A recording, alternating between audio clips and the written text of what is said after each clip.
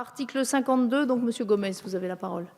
Donc simplement, là aussi, pour remercier les membres de l'Assemblée, de la Commission, le gouvernement, ainsi que les rapporteurs, d'avoir bien voulu intégrer cet amendement dans le texte de la loi.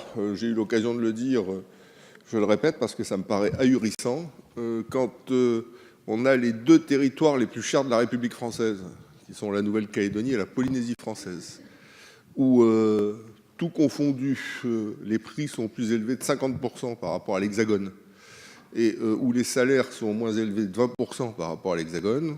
On mérite quand même, quand un organisme national s'investit dans une étude sur la cherté de vie, d'être pris en considération dans cette étude. Ça va de soi, quoi. C'est d'une évidence monstrueuse. Eh ben non.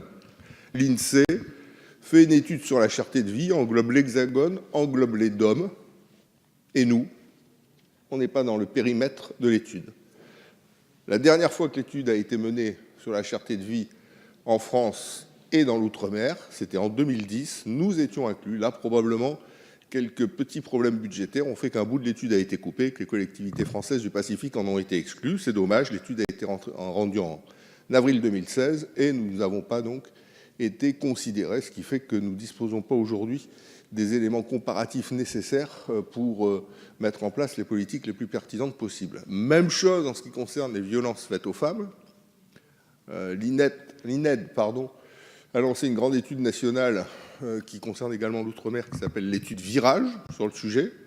En Nouvelle-Calédonie, là aussi, le résultat de l'étude de 2003 menée par l'INSERM, c'est qu'une femme sur 4 est battue dans notre pays. On aurait mérité d'être intégré quand même dans le champ de cette étude de Virage. Ben non, là aussi, les collectivités françaises du Pacifique ont été omises. Donc c'est vraiment des choses inacceptables et je suis heureux que cet article 52 nous permette, dans un avenir proche, de mettre un terme à cette injustice. J'espère que le gouvernement, une fois que la loi sera définitivement adoptée, fera une lettre circulaire à l'ensemble des établissements publics concernés pour leur rappeler que désormais l'outre-mer ne peut pas être exclu des études qui sont engagées à l'échelle nationale.